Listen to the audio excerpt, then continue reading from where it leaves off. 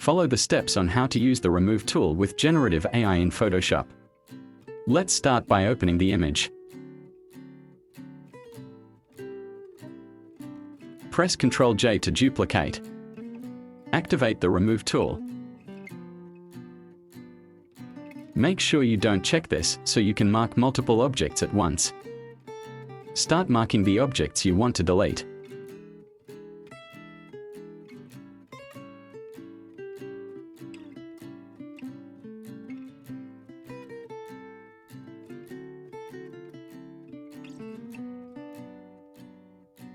Click OK and wait for the process.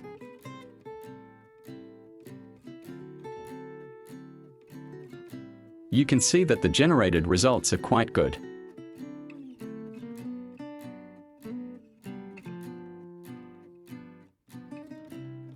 And here are the before and after.